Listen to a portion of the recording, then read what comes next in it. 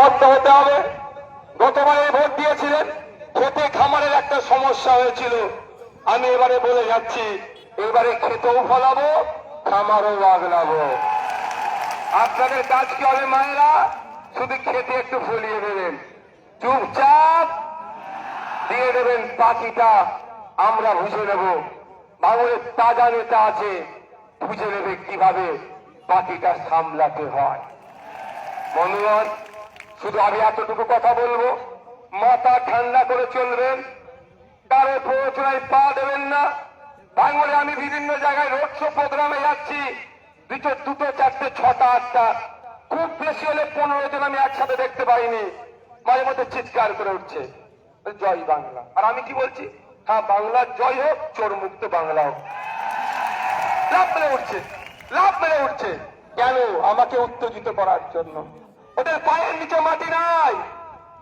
আপনার ভাই, ইমরান ভাই, ডাবল গাছি আব্দুল সেলিম ভাই দেখে নিচ্ছে। ভাইজান চিন্তা করতে হবে না, আমরা বুঝে নেব। আবার আজকে লড়াকু নেতা আসলাম বাপ্পাদা থেকে শুরু করে আরো অনেকে নেতৃত্বরা যুক্ত হয়েছে, আরো শক্তিশালী হয়েছে। ভাইজান চিন্তা করতে হবে না। ফিরানগঞ্জে রাহুল আছে, ইয়াসিন আছে, আর আসাদুল ভাই, আরো নেতৃত্বরা আজকে যুক্ত হয়েছে। ওইদিকে আছে নারায়ণপুর হাইবুল্লাহ আছে, আমাদের আব্দুল মালিক ভাই আছে, আমাদের নেতৃত্বরা আছে, এবং আমাদের আরাবুল সাহেবের যে সমস্ত পুরাতন নেতৃত্বরা ছিল তারা থেকে এই 3টে অঞ্চল বুঝে নিচ্ছে। ওই দিকের গুলো তো আছেই আছে। এই অবস্থায় ওরা দেখছে এখানে চাটা ফেলানোর জায়গা নাই।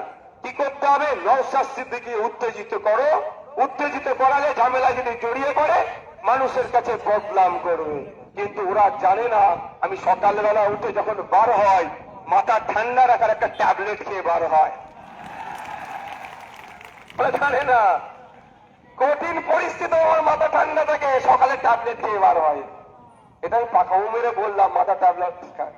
তা আমি মানসিক স্থিতি আছে, কার সাথে লড়াই করব? উনি কে? কার বিরুদ্ধে আমি পেরে যাব? আর কার কথায় আমি উত্তেজিত? ওই আপনাদের এখানে একজন ক্যানিং থেকে গিয়ে ভাঙড়ে দাঁড়িয়েছে, প্রত্যেকের রাইট আছে কে কোথা দেওয়াবে।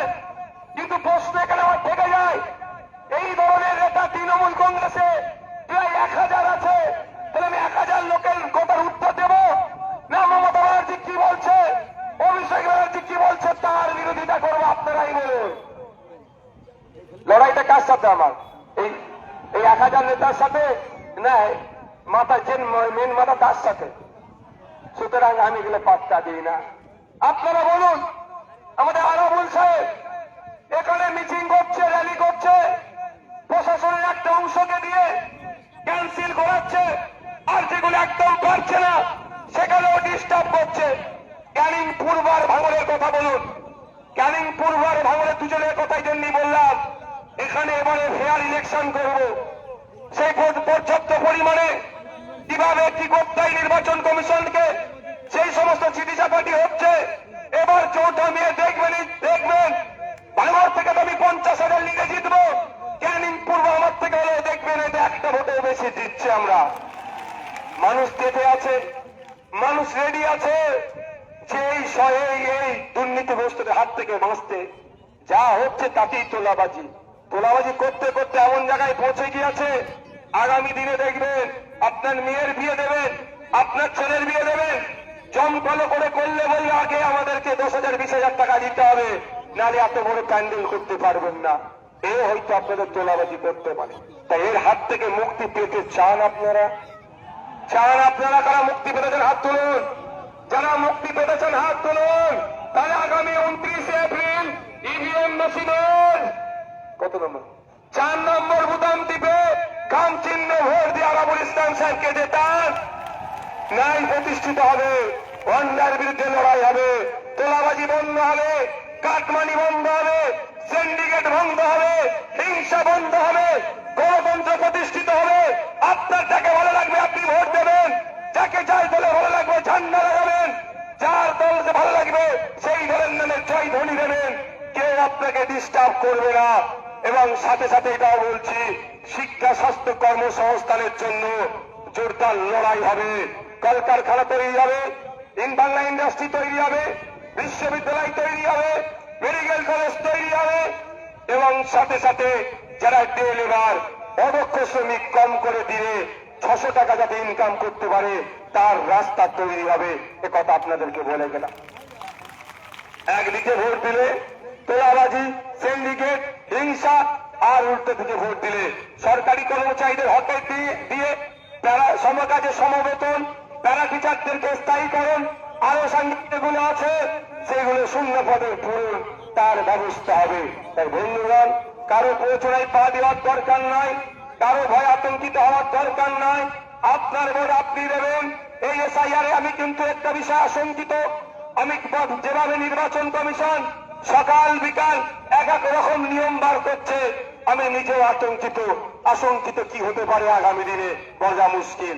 তাই আপনাদের বলবো, ভোটের দিন সকালে 4টের বোমার আওয়াজ হয়েছে বলে আপনারা ভোট দিতে যাব না, ঘরে ঘুমাবো, এই কাজটাও ভুলেও করবেন না। হয়তো কাজ দেওয়া থেকে দেখা গেল 10,000 মানুষ ভোট দেয়নি, ভোট ক্যানিং পূর্ব থেকে 10,000 মানুষ ভোট দেয়নি। নির্বাচন কমিশন 4 তারিখে রেজাল্টের পরে যদি এটা ঘোষণা করে দেয় 10,000 মানুষ ভোট দেয়নি মানে এই 10,000 মানুষের কোন অস্তিত্ব নাই, ভুল করে তাদের লিস্টে নাম উঠেছে, এই নামটা কেটে দাও, তাহলে কিন্তু বিপদ হয়ে যাবে। তাই আপনাদের বলবো, আপনার ভোট আপনি দেবেন, দলবদ্ধ হয়ে দেবেন, আপনার ভোট আপনি দেবেন, ঐক্যবদ্ধ হয়ে দেবেন। যদি আপনাকে রাস্তায় আটকায় তার জন্য আমাদের নেতৃত্বদেরকে জানাবেন, আমরা প্রশাসনকে দিয়ে আপনার ভোটটাকে সুস্থভাবে দিতে পারেন তার সম্পূর্ণ ব্যবস্থা আমরা করব। প্রশাসন যদি ব্যর্থ হয়, গণতন্ত্র যদি বিপন্ন হয়ে যায়, গণতন্ত্রকে রক্ষার জন্য আপনাকে আমাকে গণতান্ত্রিক প্রক্রিয়ায় দায়িত্ব তুলে নিতে হবে। এটা বুঝতে পারছেন কি বলছি? গণতান্ত্রিক প্রক্রিয়ায় দায়িত্ব তুলে নিতে হবে, তুলে নিয়ে আপনাকে আপনার ভোটটা দিতে হবে। ভুল করে এবারের ভোটদান থেকে আপনারা বিরত থাকবেন না, কারণ নির্বাচন কমিশন কখন কি করছে বোঝা মুশকিল, তখন বিপদ হয়ে যাবে। আবার নওশাদ সিদ্দিকীকে উকিল নিয়ে আসতে হবে, শাহাবুদ্দিন সিরাজীকে